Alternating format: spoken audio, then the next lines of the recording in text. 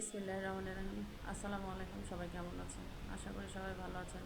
আজকে রান্না করব দেশি মুরগি, তার জন্য চলে আসলাম রান্নাঘরে। এই তো আমি হাতে বাটা সব কিছু দিয়ে রান্না করব, তার জন্য এখানে পেঁয়াজ রসুন সব কিছু বেটে নিয়েছি। মশলাগুলিও কাঠ মশলা, জিরা, এগুলো। তারপরে আমি আলুটাও এখানে ভেজে নিয়েছি। এখন আমি মশলাটা কড়াইতে দিয়ে দিয়েছি। মশলাটা ভালো করে ভেজে নিব আর কি, ভালো করে একদম রসুনের বা পেঁয়াজের বা মশলার যে গন্ধটা থাকে সেই গন্ধটা যাতে না থাকে এই জন্য।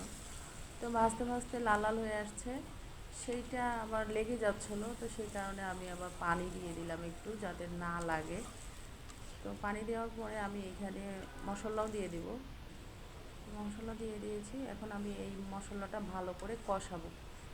ভালো করে কষানো হলে তারপরে আমি দেশি মুরগিটা আর কি ওইভাবে কেটে রেখেছি, ভালোভাবে ধুয়ে রেখেছি। ভালো করে মশলাটা মানে কষানো হলে তারপরে তখন আমি মুরগিটা দিয়ে দেবো।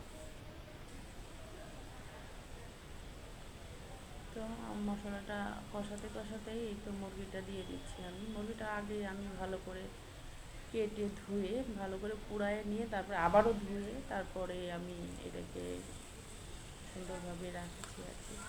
তো এখন আমি মশলা কষানো হয়ে গেছে, সেখানে আমি দিয়ে দিলাম কড়াইতে।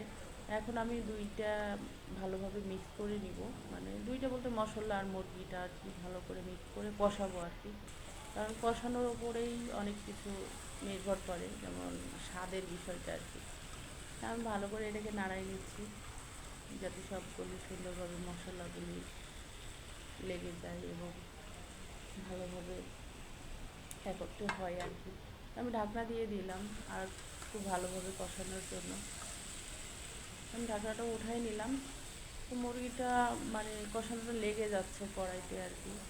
তারপরও আর একটু কষাবো। ওই যে আমি ভেজে রাখা আলুটা দিয়ে দিলাম। আলুটা সহ আবারও একটু ভালো করে নাড়াই দিব, নাড়াচাড়া করে দিব। এরপরে আমি ঝোলের জন্য পানি দিয়ে দিব আর কি, কারণ লেগে যাচ্ছে মুরগিটা এবং আলুটা সম্প্রতি লেগে গেছে। তো ঝোলের জন্য আমি পানি দিব।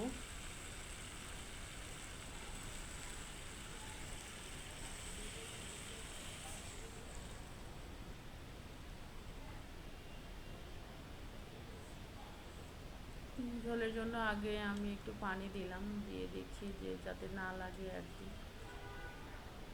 এটা আমি একটু ঝোল ঝোল করে রাখবো। আবার আমি ঢাকনা দিয়ে ঢেকে দিব। পানি দিয়ে দিয়েছি আর কি ঝোলের জন্য। তো এটাই তো ফুটে গেছে, ভালোভাবে ফুটবে এবং মুরগিটা সিদ্ধ হবে, মাংসগুলি সিদ্ধ হবে। আমি মাঝে মাঝে ঢাকনাটা উঠায় দেখতেছি আর কি যে কত দূর বা কী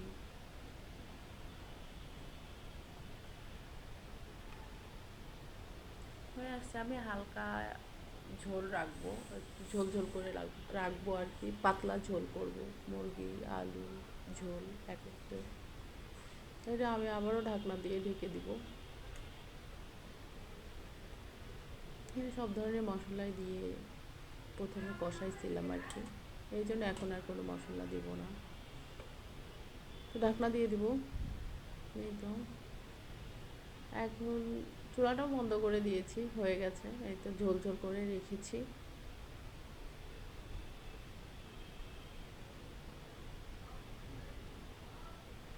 মাংসটা হয়ে গেছে, শেষ।